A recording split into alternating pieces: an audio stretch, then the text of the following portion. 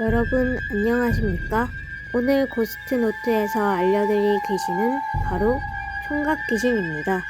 총각귀신은 한국의 대표 귀신 중 하나인데요. 이 귀신이 어떤 귀신인지 자세히 알아보겠습니다. 총각귀신은 장가를 가지 못한 남성이 죽어서 귀신이 된 것입니다. 이 귀신은 집착이 강하기 때문에 한 번 걸리면 끈질기게 나타난다고 합니다. 이렇게 총각귀신에게 걸린 사람들은 점점 살이 빠지면서 힘이 없는 모습을 보입니다. 총각귀신과 같은 단어로는 돌연귀신, 삼퇴귀신 등이 있습니다. 상사병에 걸려 죽은 귀신도 이 귀신이 될 수 있다고 하는데요.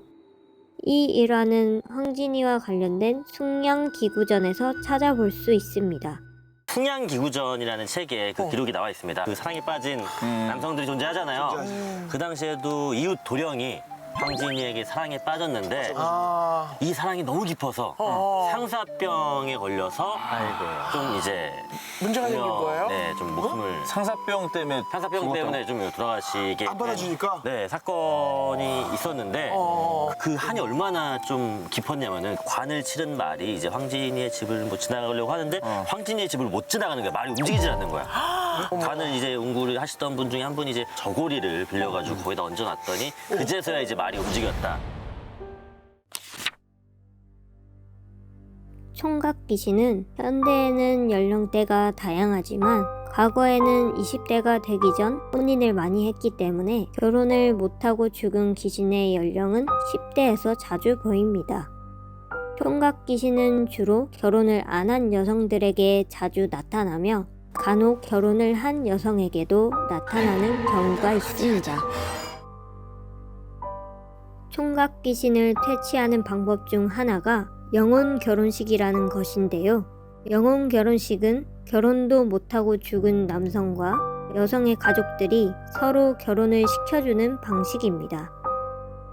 인형을 활용해 결혼식을 진행하며 신방을 꾸며 두 인형을 놔두고 이불을 덮어줌으로써 부부의 연을 맺었다고 생각하게끔 합니다.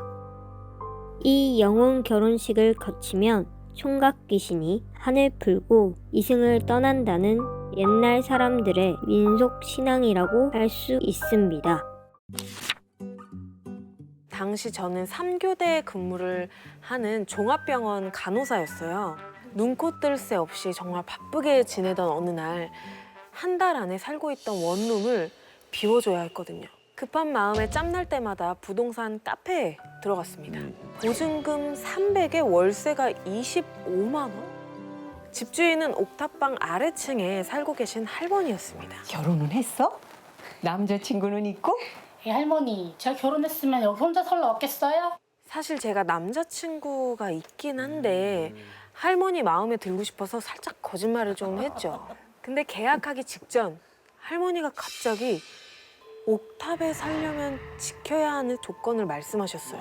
남자는 데려오지 말 것, 약속은 꼭 지키겠다고 안심시켜드리고 옥탑방에 살게 됐습니다. 그러던 어느 밤 화장실을 거울 앞에서 나갈 준비를 하고 있는데 간질간질 뭔가가 제 긴 머리끝을 건드리는 거예요.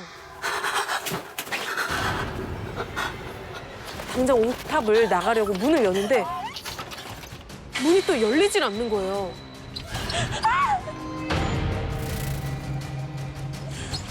간절히 막 문을 두드리고 있던 그때 제 바로 옆에 얼음장같이 차가운 손가락들이 다시 또 제 머리카락 사이사이로 막 들어오고 있었어요.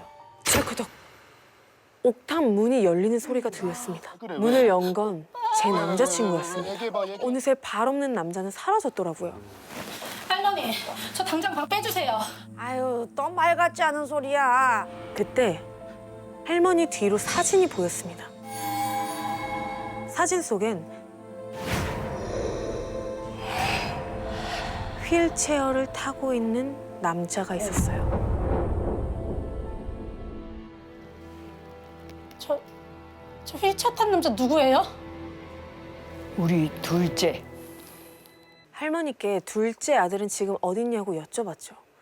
그러자 지금까지 그렇게 뻔뻔하던 할머니가 한껏 당황을 하시더라고요. 그리고 갑자기 원하는 대로 옥탑에서 나가게 해주겠다고. 저는 곧장 부동산 카페에 세입자를 구하는 글을 올렸고 다음 날 대학생이라며 여자분이 집을 보러 왔습니다. 학생은 한 달 전 제가 옥탑방에 처음 왔을 때처럼 집을 마음에 들어 했어요.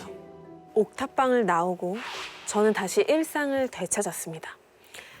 더 이상 귀신을 보지도 누군가가 감시한다는 두려움에 떨지도 않게 됐습니다.